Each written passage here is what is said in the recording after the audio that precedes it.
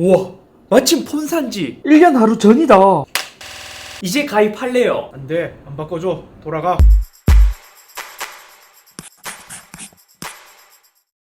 안녕하세요, 이쌤입니다. 애플의 애플케어 플러스는 참 요상한 물건인 것 같아요. 아니, 요상한 상품이랄까요? 왜냐면 아이폰이나 여러가지 애플 기기를 살 때 애플케어 플러스를 가입할까 말까 갈등이 되기도 하고, 막상 또 가입을 하면 고장이 하나도 안 나. 근데 그렇게 해서 가입을 안 하면 또 폰이 박살나서 새로운 폰으로 교체를 해야 되는 그러한 상황이 오기 마련이죠. 아무튼 제가 작년 아이폰 14 프로를 구입했을 때 한 가지 궁금한 점이 생기기도 했습니다. 밀스펙이니 내구성 강화니 뭐 고릴라 글래스니 여러가지 뭐 어쩌고 저쩌고 해서 해가 갈수록 미묘한 변화인 것 같지만 통틀어 보면 좀 큰 내구성에 대한 변화가 이루어졌잖아요. 그때 딱 생각이 들더라고요. 피처폰 시절부터 보호 필름 그리고 케이스를 쓰는 게 당연시 여겨져 왔는데, 내구성이 강화된 지금 시점에서 케이스나 강화 유리를 사용하지 않고 완전 생폰으로 썼을 때의 내구성은 어느 정도가 될까? 그게 궁금해서 중간 점검차 보여드리기도 하고, 요즘 다시 애플케어 플러스에 미묘한 변화가 생기면서 또 핫해졌기 때문에 더 좀 도움이 될까 싶어서 영상을 찍게 되었습니다. 요즘 스마트폰과 옛날 스마트폰을 비교해 보잖아요. 그럼 내구성은 하늘과 땅 차이 정도로 많이 변했어요. 예전에 LG가 밀스펙을 넣었다고 했을 때도 와, 이제 스마트폰 내구성이 좋아졌다 라고 했었는데, 이제는 밀스펙이 거의 기본처럼 되어버렸고요. 피처폰 시절이나 스마트폰 초기 시절에 플라스틱을 썼을 때도 봐요. 그때는 흠집이 문제가 아니야. 충격이 가해지면 플라스틱이 깨져버리는 현상이 있었는데, 요즘은 알루미늄이나 스테인리스 스틸을 사용하기 시작하면서 그렇게 깨지는 경우는 거의 발생하지 않게 되었죠. 이후 스크린이 더욱 커지면서 유리 소재에 대한 개선도 많이 이루어졌습니다. 아이폰이 처음에 코닝에 고릴라 글래스를 탑재하면서 그 고릴라 글래스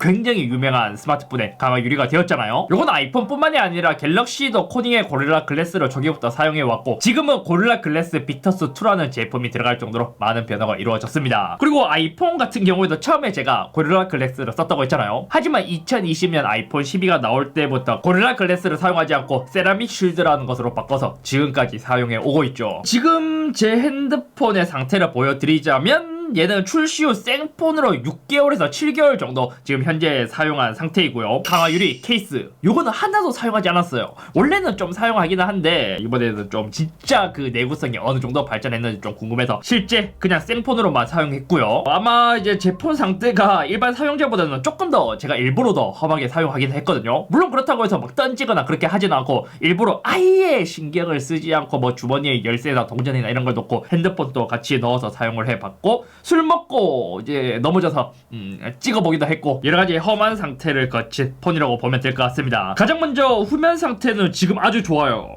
진짜 거의 흠집이 하나 없을 정도로 뒷면에 있는 유리는 굉장히 깔끔하고요. 그나마 끝쪽에 살짝 흠집이 있기는 해요. 요거는 사실 이제 거의 미세한 흠집이라고 보면 될 정도이고, 대신 후면 카메라는 조금 흠집이 많긴 해요. 이제 떨어뜨렸을 때 대부분 이제 후면 유리보다 카메라 이제 카툭티가 크다 보니까 그쪽으로 좀 떨어지는 것 같았고, 카메라 링 쪽에 까짐이 좀 있고요. 특히 여기 찍혔어요. 여기 다행이라면 카메라 렌즈의 손상은 전혀 이루어지지 않았습니다. 예전에 제가 아이폰을 한번 깨먹어서 이제 리퍼 받은 적이 있는데, 그때는 카메라 유리가 좀 깨지긴 했거든요. 물론 그러한 상황은 카메라 유리가 닿았을 때 돌이 카메라 렌즈에 바로 닿았기 때문에 깨지는 그러한 상황이 있었긴 한데, 저 같은 경우 이 정도로 험하게 써도 카메라 렌즈 사파이어 글래스는 깨지지 않고 카메라 렌즈 부분의 하우징만 좀 깨져 있는 상태이다 라고 보면 될 것 같습니다. 제가 쓰는 환경에서는 이제 많은 분들이 카메라 쪽에도 뭐 강화 유리를 많이 붙이는데, 저는 이게 무조건 안 깨진다는 건 아니지만 저는 거기에 강화 유리 붙이는 것은 그렇게 추천하진 않아요. 게다가 그런 걸 붙이면 이제 렌즈에 더 덧대어지기 때문에 카메라 성능에 영향을 미치기도 하고요. 그리고 프레임 쪽도 제가 꽤 많이 깔았어요. 여기 카메라 쪽에 보면 여기 벌써 까졌죠. 나머지는 생활 흠집들이 좀 있는 상태이고, 그나마 좀 깨졌다면 이제 여기 끝쪽에 좀 깨지고, 깨지진 않았는데 스테인리스라서 찍힌 자국이 존재하기는 해요. 나머지는 되게 깔끔한 상황이다 라고 보면 될 것 같습니다. 의외로 스테인리스가 강도가 진짜 강하죠. 제가 엄청 떨어뜨리고 술 먹고 엄청 넘어지고 했는데도 프레임이 휘어지지도 않았고 조금 찍힌 정도만 있는 정도랄까요. 대신 6-7개월 사용했을 때 스크린에 대한 변화는 조금 있었습니다. 대체로 보자면 빛을 비쳤을 때 이게 잘 보여지는지 모르겠어요. 가장 큰 흠집이라면 여기 중간에 이어지는 요거 있잖아요. 주머니 안에 있는 미세먼지들이 스치면서 이렇게 쫙 끌고 나간, 근데 미세한 스크래치가 좀 많긴 해요. 여기 끝에 지금 빛 비춰서 보일지는 모르겠지만 대체로 끝부분에 스크래치, 흠집이 좀 많은 상황이고요. 여기 밑에는 제가 요거는 진짜 이거 술 먹고 여기를 한번 갈아갖고 아스팔트에 한번 갈아서 그쪽에는 조금 이제 흠집이 많은 상태이다. 심지어 여기는 찍혀서 유리가 조금 깨지긴 했어요. 사용하는데 문제는 전혀 없어요. 그래서 이제 전체적으로 보자면 완전 큰 스크래치랑 이제 모서리 쪽에 미세한 스크래치를 제외하고는 뭐 크게 이상 없었다. 여기까지 이야기하도록 하고, 확실한 건 제가 이 정도의 패턴으로 썼을 때 예전 같은 경우에는 거의 스크린을 한번 깨먹거나 후면 유리를 한번 깨먹거나 프레임이 조금 찍혀서 갈아야 하거나 뭐 그러한 상황이었는데, 요즘은 제가 갤럭시를 써도 그렇고 아이폰을 써도 그렇고 내구성이 워낙 좋다 보니까 그냥 지금 막 써도 이 정도의 상태예요. 만약 제가 여기서 애플케어 플러스로 수리를 하게 된다면 스크린이야 이제 좀 흠집이 많이 남았기 때문에 요것 정도만 갈아주지, 프레임은 뭐 굳이 요 정도면 저는 뭐 생활 흠집이라고 생각하고 쓸 수 있을 정도인 것 같습니다. 요약하자면 이제 작정하고 부시지 않는 이상은 폰을 못 쓸 정도로 고장나는 상황, 뭐 깨지는 상황, 그러한 상황은 예전보다 훨씬 더 많이 줄지 않았을까 하는 생각이 듭니다. 물론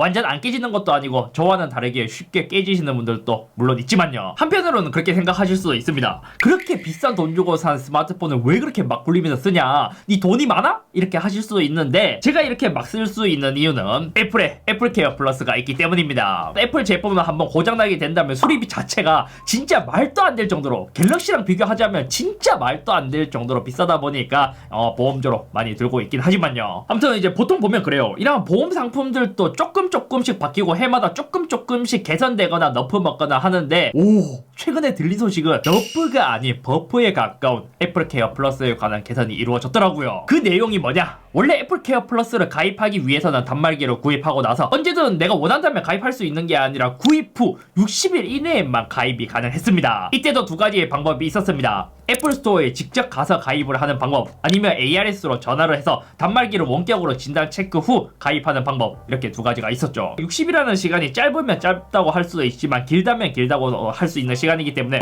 아직 시간이 좀 여유 있네, 나는 그때 이제 끝날 때쯤 가입을 해야지 라고 생각하고 있다가 완전 까먹어서 가입을 하지 못하는 경우, 그러한 경우가 종종 있었죠. 아무튼 뭐 이 이야기를 왜 하냐면, 최근에 한국에서 애플케어 플러스에 대한 서비스 변화가 이루어진 게 뭐였냐면, 기존에는 60일 이내에만 가입을 할 수 있었다고 했잖아요. 하지만 이제는 약간의 예외 조항으로 구입 후 1년 이내에 가입할 수 있도록 애플케어 플러스에 대한 서비스가 변경되었습니다. 더 좋은 점도 있어요. 가성비를 위해 중고로 아이폰을 구입하고 나서 나는 이거를 중고로 구입했지만 조금 더 아끼면서 애플케어 플러스에 가입할래 라고 하셨던 분들은 기존에는 불가능했지만 이제는 1년 이내라면 가능하다는 것. 그래서 단말기를 구입하고 1년 이내라면 내가 뭐 6개월을 쓰던 8개월을 쓰던 10개월을 쓰던 그때 애플케어 플러스 나는 이제 좀 가입하고 싶은데 하면 할 수 있는 거예요. 그럼 그럴 수 있죠. 초기에는 애플케어 플러스가 비싸서 가입을 하지 않고 있다가 1년 이내 갑자기 내가 떨어뜨려서 파손이 되었는데 애플케어 플러스를 가입해야 되겠다 하면 가입이 되는 거 아니냐라고 하실 수도 있는데, 그것은 불가능합니다. 왜냐면 60일이 지나지 않은 상황에서는 ARS로 전화했을 때 원격으로 기기 내부에 이상이 있는지 체크를 하고 가입을 해주긴 한데, 60일이 지나고 나서 가입을 하려면 애플 스토어에 직접 방문을 해야 되고, 그때 엔지니어가 기기에 대한 상태를 육안으로 체크한 후에, 점검을 한 후에 이상이 없을 때만 가입을 시켜주기 때문이에요. 찾아보니 이러한 서비스는 한국이 최초가 아니라 원래 미국부터 가능했습니다. 과거로 돌아가자면 2020년 8월경 애플케어 플러스 구입 기간을 60일에서 1년으로 확대할 것이라 하기도 했었고, 또 이게 메리트 있는 게 뭐냐면 이게 모든 국가에서 이렇게 제공을 하고 있는 게 아니라는 거예요. 그럼 제가 자료를 찾다 보니까 좀 재밌었던 게 뭐였냐면, 한국에서는 60일 이내에만 가입을 하면 됐었잖아요. 일본 같은 경우 30일 이내에만 가입이 가능했고, 중국은 7일 이내, 아니면 한국처럼 60일 이내 애플 스토어에 가서 가입을 할 수 있었습니다. 이걸 보면 초기 구입은 한국이 좀 좋은 편에 속하죠. 근데 또 제가 이러한 새로운 예외 조항이 생겼기 때문에 이 근거를 찾고 싶어서 뭐 애플 홈페이지나 뭐 구글링이나 여러 가지를 좀 많이 해봤거든요. 근데 이것에 대한 근거는 애플 홈페이지조차 찾을 수가 없더라고요. 애플케어 플러스에 관한 약관에서도 없었고, 홈페이지 어디에서도 없었고, 심지어 ARS로 전화해서 물어보더라도 잘 모르고 그냥 이제 기본적인 60일 이내 규정만 이야기해주기도 하고. 그래서 그 생각이 드는 거예요. 아니, 내가 이걸 잘못 알았나? 라고 해서 다시 검색을 해봤는데, 최근 들어 요것에 대한 실제 사례를 많이 발견할 수 있었습니다. 저희 구독자분께서도 댓글로 남겨주시기도 했고요. 아사모나 클리앙 등 여러가지 커뮤니티를 보더라도 애플 스토어에 방문해서 60일이 지났더라도 애플케어 플러스에 가입한 사례를 쉽게 발견할 수 있었습니다. 추정하기론 2023년 3월부터 가능해진 것으로 보이고, 게다가 더 좋은 건 애플케어 플러스를 가입했을 때 가입일 기준으로 보증이 2년간 연장되기 때문에 기존에도 60일 이내라는 규정이 있었을 때 60일 근처에서 가입을 하게 된다면 최대 했을 때 2년 2개월간의 보증을 받을 수 있는 그렇게 이제 서비스를 받을 수 있었는데, 이번에 이걸 적용해서 1년 근처에 가입을 하면 거의 이제 보증 기간이 최대 3년까지도 될 수도 있다는 거예요. 그럼 그럴 수도 있어요.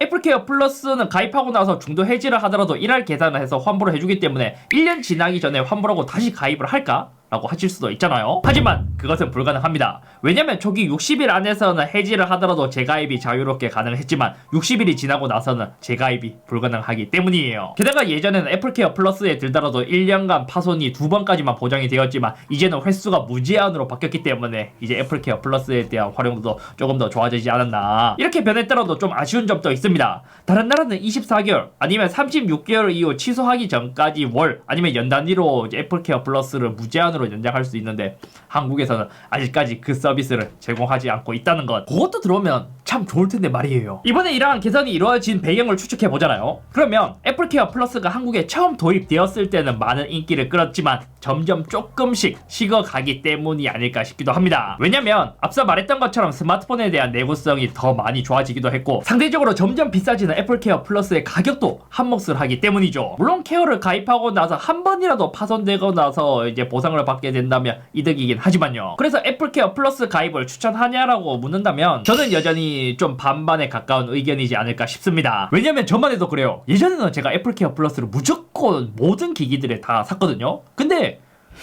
요즘은 제가 사질 않아요. 이것도 제품마다 조금씩 다르긴 한데 노트북 같은 경우에는 제가 이제 살면서 노트북에 물을 쏟거나 액체를 쏟는 케이스가 거의 없어서 요거는 안 들기도 했고 의외로 아이패드류는 애플케어 플러스에 대한 가성비가 좋아서 좀 저는 구입을 하는 편이고 애플워치도 굳이 제가 AS 받을 일은 거의 없기 때문에 최근 3년 사이에는 한 번도 가입을 하지 않았고 스마트폰 같은 경우에는 한 번 구입하면 오래 쓰는 경우가 있다 보니까 그나마 좀 추천을 하지만 만약 이 핸드폰도 자주자주 바꾸시는 분들은 추천드리고 싶지는 않습니다. 봐요. 이것도 예전에는 초창기에는 애플케어 플러스를 먹이는 아이폰을 중고장터에 내놓으면 가치가 굉장히 좋았거든요.